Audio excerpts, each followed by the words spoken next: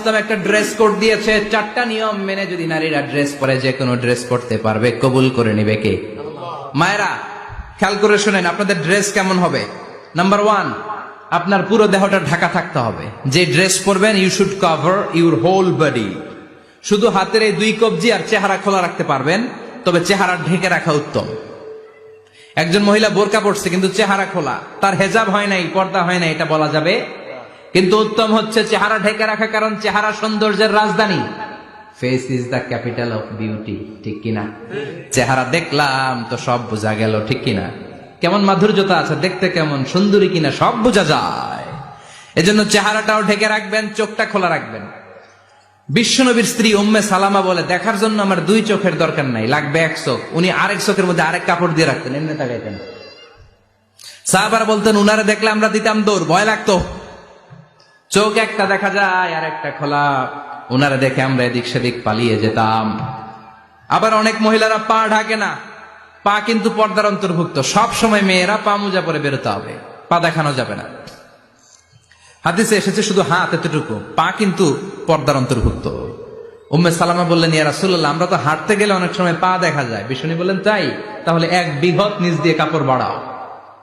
উম্মে সালামা বললেন, জোরে হাঁটলে তো তারপরও দেখা যাবে। বিষ্ণু বললেন, 1 হাত বাড়াও, ধুলাবালি সহ টানবা, তারপরও পায়ের 1 ইঞ্চি দেখানো যাবে। তাহলে ড্রেস কোডের প্রথম নিয়ম হচ্ছে পুরো দেহ ঢাকবেন। 2 নম্বরের নিয়ম, পোশাক ঢিলে ঢালা হবে না টাইট ফিটিং? আরো জোরে বলেন। আছি আমরা কোন জামানায়, লাজ শরম গেছে হারায়, পাতলা শাড়ির বাহার, পাখি ড্রেস লেহেঙ্গা, পোশাক দেখে নারীর লাজে মরে যাই। হায় হায়, আছি আমরা কোন জামানায়, লাজ শরম গেছে হারায়, ঠিক কিনা? লাজ শরমের বালাই নেই। ঢিলে ঢালা হবে, টাইট ফিটিং হতে পারবে না। মোটা কাপড়ের হবে, এরকম মোটা হবে, মোটা কাপড়, কিচ্ছু দেখা যায় না, বাইনোকুলার দিয়েও দেখা যাবে না। আবার ঢিলে ঢালা আছে না নাই? আমরা পুরুষরা যে এটা পরি, এটা দিয়ে 3 মহিলার কাপড় হয়, ঠিক কিনা? কাপড় পরতে চায় না তারা, ওদের পোশাক আমরা নিয়ে নিচ্ছি। তার মানে ঢিলে ঢালা হবে, মোটা কাপড়ের হবে, টাইট ফিটিং হতে পারবে। আবার পুরুষদের পোশাক হতে পারবে।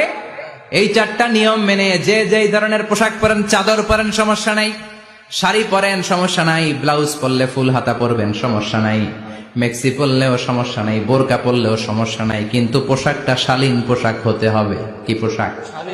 সবাই বলে শালীন পোশাক। পুরুষদের পোশাক পরা যাবে, কারণ বিশ্বনবী লানত করেছেন ওই নারীদেরকে যেই নারীরা পুরুষদের মতো সাজতে চায়। এরকম আছে না নাই? দেখলে বোঝা যায় না কোনটা ছেলে কোনটা মেয়ে, আছে না নাই? এক লোক, একটা গল্প শোনাই আপনাদের। এক লোক এক বাগানে গিয়েছে, যে দেখে বাগানে কিছু ছেলে মেয়ে খেলাধুলা করে, কিন্তু ছেলে মেয়েদের পোশাক দেখে বোঝার উপায় নাই কোনটা ছেলে কোনটা মেয়ে। শুনতেছেন? পোশাকের এমন দশা, কোনটা ছেলে কোনটা মেয়ে বোঝাই যায় না। আফসুস করে বলল, হায় রে, কেমন এদের মা বাবা, কেমন এদের আক্কেল, কি পোশাক তাদের পরিয়েছে, কোনটা ছেলে কোনটা মেয়ে বোঝাই যায় না। পাশে এক ভদ্রলোক বসা ছিল, রেগে মেগে আগুন, এই মিয়া সাবধানে কথা বলেন, জানেন এগুলো আমার সন্তান, আমার সন্তান এগুলো। লোক তো ভয় পেয়ে গেছে, তাই নাকি? ও তাহলে আপনি এদের বাবা? এবার লোকটা রেগে মেগে বলে, আমি আপনার কি চোখ নেই, আমি বাবা হইতে যাবো কেন, আমি তো এদের মা। তার মানে কোনটা ছেলে কোনটা মেয়ে যেমনি বোঝা যায় না, কোনটা বাবা কোনটা মা এটাও বোঝা যায় না। এরকম আছে না নাই? ছেলেরা পরবে ছেলেদের পোশাক, মেয়ে